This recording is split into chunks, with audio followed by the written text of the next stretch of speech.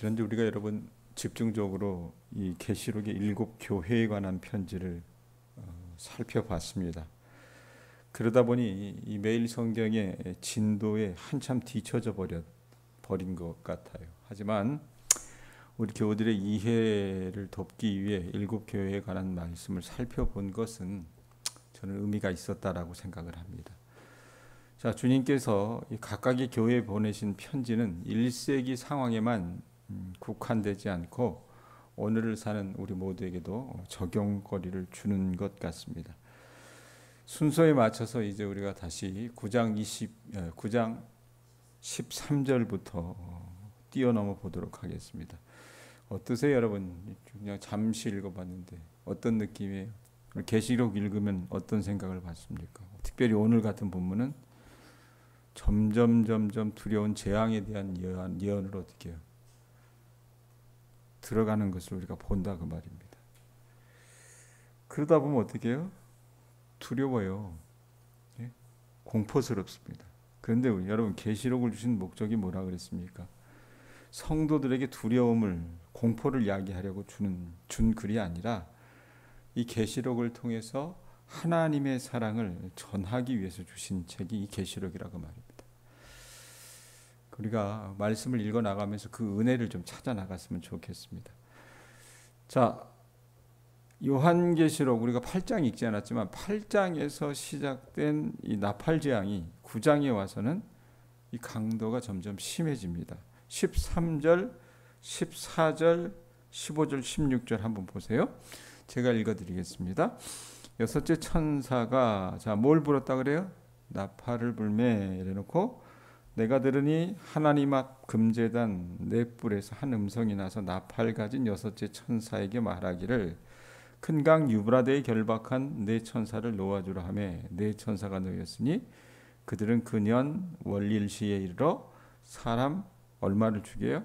3분의 1을 죽이기로 준비된 자들이더라. 그러면서 16절 보세요. 마병대의 수가 얼마랍니까? 2만 곱하기 만 하면 이게 얼마예요? 2억입니다. 2억. 2만만이니 내가 그들의 수를 들었노라. 자, 여섯 번째 재앙이 굉장히 무서워요. 이거 뭐 하나하나 이렇게 다 설명하기 뭐하고 그냥 내용만 보시면 뭐냐면 거기 여러분 한번 보세요. 16절에 보면 마병대의 수가 아까 얼마나 그랬습니까? 2만만 이래서 어때요? 2억에 가까운 이 마병대가 이 지구상에 있는 사람의 3분의 1을 죽이는 재앙에 대해서 지금 이야기하고 있는 거거든요. 그런데 이게 어떻게 시작이 되냐면 거기 보면 여러분 14절에 보면 나팔 가진 여섯째 천사에게 말하기를 큰 강 유브라데에 결박한 네 천사를 놓아주라 하매라고 하는 14절 말씀이 있는데 유프라테스 강에 매여 있었던 네 천사가 어떻게 해요? 풀려나면서 2억 명의 군사를 이끌고 인류의 3분의 1을 죽인다는 이 내용입니다. 18절 보면 뭐라고 얘기하냐면 18절 봐보세요. 이 세 재앙 곧 자기들의 입에서 나오는 불과 연기와 유황으로 말미암아 뭐라고 얘기합니까? 사람 3분의 1이 죽임을 당하니라 이랬죠. 예? 15절에는 사람 3분의 1을 죽이기로 준비된 자들이라 이렇게 말하고 그게 18절에 오면은 그 사람 3분의 1이 죽임을 당했다라고 얘기합니다. 그러면 군사가 정말 2억이었나? 이런 실제적인 숫자가 아니라 그만큼 많다는 의미입니다. 자, 어찌됐건 심판이 임해요. 심판이 임해서 여러분 이 지구상의 인구 가운데 3분의 1이 죽임을 당합니다. 자, 이것 또한 여러분 환상이라 정확한 해석은 어렵지만 분명한 것은 뭐냐면 믿기지 않을 정도로 많은 사람들이 종말에 가면 죽게 될 것이라는 것을 예언하는 거예요. 여러분 우리는 이미 이 재앙이 얼마든지 현실이 될 수 있는 시대에 살아가고 있습니다.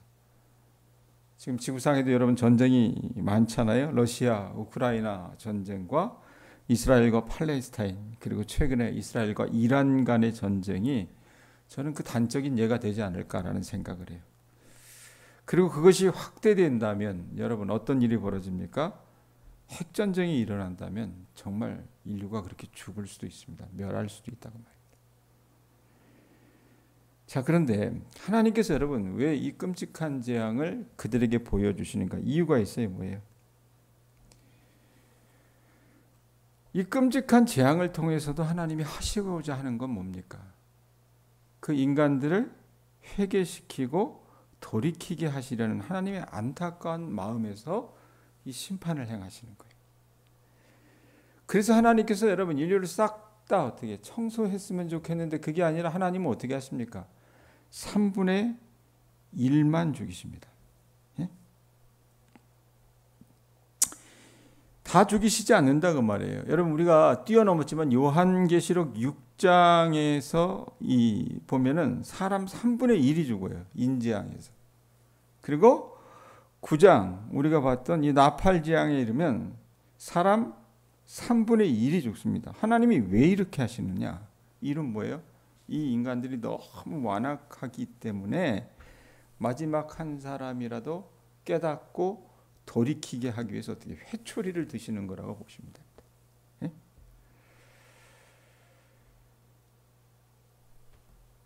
자, 그렇게 생각을 하시면 될 것 같고 하나님께서는 여러분 어떠냐면 한 사람이라도 회개하고 돌아오기를 바라시는 게 우리 아버지의 마음이에요. 그러니까 회개할 가능성이 여러분 우리 가운데 뭐 0.00001%만 있다고 하더라도 하나님은 어떻게 하실까요? 기다리신다고 말이에요.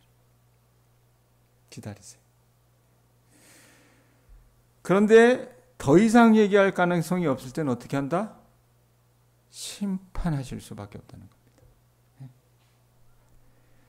자, 그래놓고 20절, 21절 말씀은요, 이렇게 심판받아서 참혹한 죽음을 경험한 인간들이 그럼 그렇게 호되게 매맞고 호되게 심판당하면 여러분 어때요? 우리가 예를 들면 병이 들었어요. 심하게 아팠다고 칩시다. 예? 병원에 가서 아주 오래도록 치료를 받았어요. 예? 그럼 어떻게 합니까? 병원에서 먹지 말라는 거 가리고, 예? 병원에서 하지 말라는 거 되도록 어떻게 해요? 안 하고 그 다음에 운동하세요. 그러면 어떻게 합니까? 운동하려고 애쓰잖아요. 그게 여러분 사람의 어떤 살고자 하는 본능이에요. 그런데 보면 어떠냐면 20절 21절 말씀에 보면 이렇게 참혹한 죽음을 경험한 인간들이 인류의 3분의 1이 이 땅 가운데서 심판을 당해 진멸했는데도 그 끔찍한 일을 보고서도 그들의 악한 행실을 버리고 의로우신 하나님께 돌아왔으면 좋겠는데 그게 아니었다는 얘기입니다. 이 사람들이 우상 숭배와 거짓 종교에 빠져서 어떻게 하냐면 고생과 재앙 때문에 그리고 죽음에 대한 두려움 때문에 마음이 간절히 녹아지기를 하나님께서는 바라셨는데 안타깝게도 요한을 통해서 드러나는 여러분 이 인류의 모습은 뭐냐면 하나님의 바람과는 정반대의 모습이었습니다. 20절 보세요. 20절 앞부분 뭐라고 얘기합니까? 이 재앙에 죽지 않고 남은 사람들은 손으로 행한 일을 뭐 했대요? 회개했답니까? 회개하지 아니하고 이렇게 얘기해요. 회개하지 아니하고 살려주신 것만 해도 감사한데 예? 회개하고 돌이키라고 하나님께서 살려주신 건데 그나마 어떻게 해요? 회개하지 아니하고 인류의 인구의 3분의 1이 죽어가는 재앙을 보고도요 회개하지 않았던 거예요. 더하기에는 어떻게 합니까? 자 20절 뒷부분에 뭐라고 얘기합니까? 회개하지 아니하고 그 다음에 어떻게 해요? 오히려 여러 귀신과 또는 보거나 듣거나 다니거나 하지 못하는 금은동과 목석의 우상에게 절하고 금은동과 목석의 우상에게 절했다고 해요. 안타깝게도 여러분 이런 끔찍한 심판의 시기에 사는 사람들 대다수는 하나님은 그들이 징계를 당해서 어떻게 해요? 회개하고 돌이키기를 바랐는데 오히려 이전보다 더 완악하게 하나님을 대적했다는 얘기입니다. 오히려 재난을 당하면서 귀신들을 더 섬기고 살인과 복술과 음행과 도둑질을 회개하지 않았어요. 그게 21절에 나와요. 21절 보면 뭐라고 얘기합니까?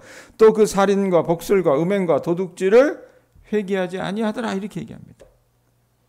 그렇게 보면 여러분 이 말씀 정리해 보면은요.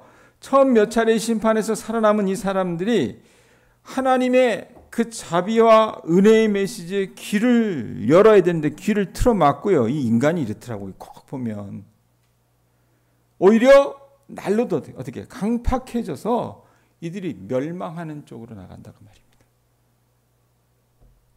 그렇게 보면 여러분 재앙이 무서운 게 아니라 무슨 일을 만나도 무슨 좋은 말씀을 들어도 회개하고 돌이키지 않는 그 완악한 마음이 무서운 겁니다. 우리 교우들은 이런 사람들 되지 마시기 바랍니다. 여러분 지금 우리가 살아가는 이 세상은요, 죄를 짓고 살면서도 자신이 무슨 죄를 짓고 있는지 모르는 사람들이 많습니다. 제가 어제 설교하면서 그랬죠. 교인들이, 요즘 시대 교인들이 어떠냐면 하나님의 말씀을 믿는 게 아니라 뭘 믿는다고, 자기가 믿고 싶은 것만 믿는다 그랬죠. 예? 그 전형의 예가 뭐냐면 설교 중에도 말씀드렸지만 지난 정권의 통치자였던 윤석열 씨와 그 배우자가 어떻게 했습니까? 자기들이 죄를 짓고도 무슨 죄를 지었는지 모르는 사람이 전형이었어요. 여러분 이 대통령이라고 하는 그 자리, 그 권한, 왕이잖아요. 사실 현대시대의 왕인데 하늘이 허락한 왕의 권한을 백성과 나라를 보살피는 데 쓰지 않고 이 사람이 3년 동안 했던 게 뭐였냐면 정적을 죽이고 처단하고 그 다음에 왕놀이 하는 데만 여념이 없었다가 계엄이 실패하면서 탄핵에 이르렀고 감옥에 가는 상황 속에서도 이 사람의 모습이 어떻습니까? 이전의 지도자하고 달랐던 게 뭐예요? 무능하고 아주 얌생이 같고. 그런 여러분 대통령도 어땠습니까?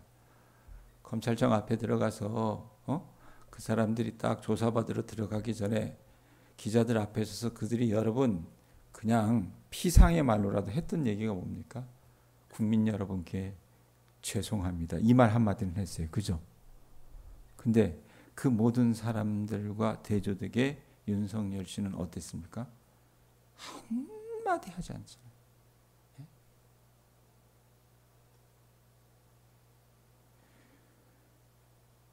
그래서 여러분 이 죄라고 하는 게 무섭고요.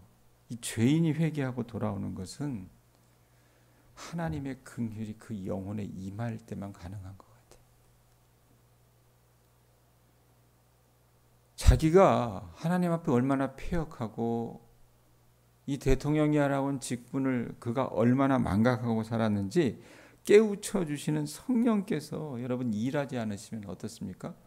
대통령이라 하여도 우리라 하여도 여러분 어떻게 잘못하는 줄 알면서 그 잘못 인정하지 않고 오히려 더 악한 짓을 한다 그 말입니다.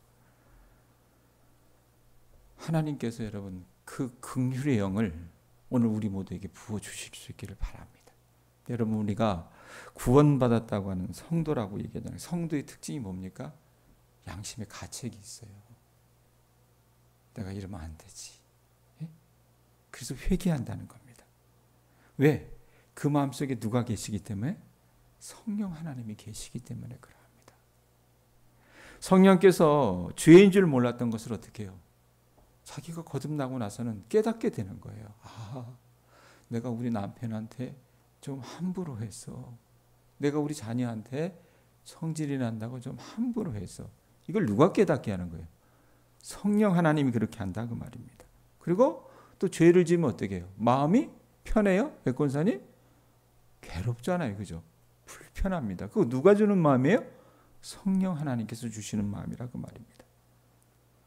그러므로 여러분 회개가 우리에게는 굉장히 복된 일입니다. 한국교회, 요즘 시대 한국교회가 이 회개의 부분들을 잃어버렸어요. 우리나라 선교 초창기 이 1907년대 그 즈음에 여러분 부흥은요, 회개의 역사가 강한 부흥이었어요. 이북 쪽에서 일어났던 평양 대부흥 운동 전에 원산 부흥 운동부터 시작해서. 그래서 한번 여러분 우리로 얘기하면 우리가 11월 달 되면은 뭐 부흥회라는 걸 하지만 부흥회 한다고 해서 요즘 교인들 어떻게 했습니까? 말씀을 듣고 막 울며 자복하며 하나님 앞에 어찌할꼬 엎드리며 주여 나를 살려달라고 기도하는 걸 내가 지금 2년이 넘어갔는데 한 사람도 못 봤어요. 한 사람도. 예? 그런데 우리 조상들이 여러분 그 1907년대에 그들이 부흥회할 때는 집회 가운데 단순히 남을 미워하거나 질투한 죄만이 아니라 도적질이나 살인, 강간 같은 죄도 고백하면서 회개하는 사람들이 많이 있었던 거예요. 그래서 이 일본 순사들이 범인을 잡으려고요, 딴 데 돌아다니지 않고 어떻게 했어요? 그 예배드리는 그 집회 장소에 왔다는 기록이 있을 정도랍니다. 1904년 3월에 서울의 잣골교회, 이 자교교회라고 하는 교회에서 부흥회 기간에 있었던 일을 기록한 내용이 있어요. 한번 제가 읽어드리니까 들어보세요.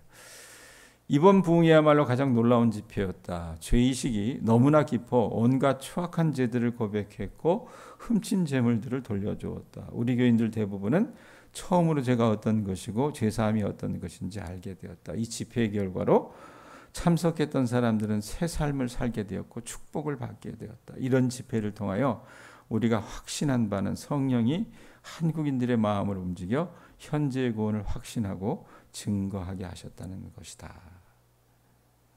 자, 이 글을 읽으면서 여러분들은 들으시면서 참 부럽다는 생각, 그리고 하나님 앞에 죄송하다는 생각을 좀 같이 하셨으면 좋겠다는 생각이 듭니다. 과연 지금 저나 여러분이나 우리가 드리는 예배 가운데 이런 참된 회개와 죄사함, 변화된 심령의 역사가 얼마만큼 나타나는가? 그럼 우리 교회는 완전히 죽은 교회가 그러지는 않아요, 여러분. 동양교회가 여러분 주변에서 보면 다른 시골 교회보다 수준이 높습니다. 그리고 부족한 사람을 통해서 지난 2년 동안 보면 우리 교인들 가운데 내면의 변화를 주신 여러분 분들이 적지 않아요. 그런데 표준을 낮게 잡으면 망합니다. 그래서 우리가 예배에 오시면서 적당히, 제가 그러잖아요, 마사지 받으려고 하지 말라고. 제발 내 길을 어떻게 해요? 간지럽혀주는 그런 설교자를 여러분 원하지 마시고, 내 죄를 묻고 회개케 하시기를 원하시는 하나님의 그 메시지를 듣고 통회하며 자복하는 그런 일들이 여러분들의 일상의 예배에서, 그리고 우리가 새벽마다 드리는 이 새벽 기도를 포함한 모든 공예배에서 일어날 수 있기를 함께 기도해 주셨으면 좋겠습니다.